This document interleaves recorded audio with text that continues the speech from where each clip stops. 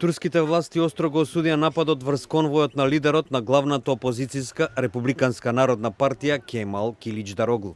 Официјална Анкара за нападот, кој внесе дополнителни тензии во земјата по неуспешниот воен удар, ги обвинија курдските бунтовници.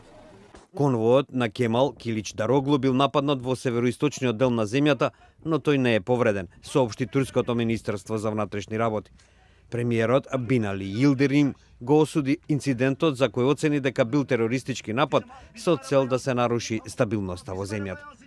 Шефот на турската дипломатија Мевлут Чавушоглу, осудувајќи го нападот, изјави: Ve sebebi ne olursa olsun ana muhalefet partisi genel başkanının konvoyuna yapılan bu saldırıyı Предходно, министерот за внатрешни работи Ефганала изјави дека нападот го извршиле припадници на забранетата работничка партија на Курдистан и оти при престрелката биле ранети тројца војници кои го придружувале конвојот на Киличдароглу. Во Турција и конвоите на лидерите на опозицијата се со полициска и воена придружба по серијата бомбашки и други напади што се случија во изминатата година.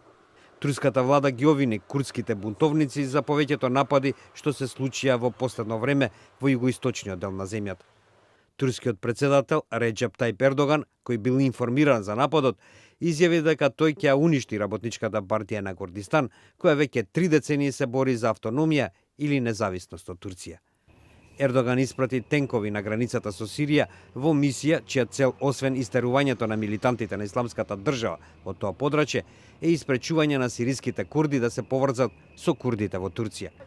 Сириските бунтовници, поддржани од турски специјални сили, тенкови и борбени авиони, влегоа во Џараблус, едно од упориштата на милитантите на Исламската држава.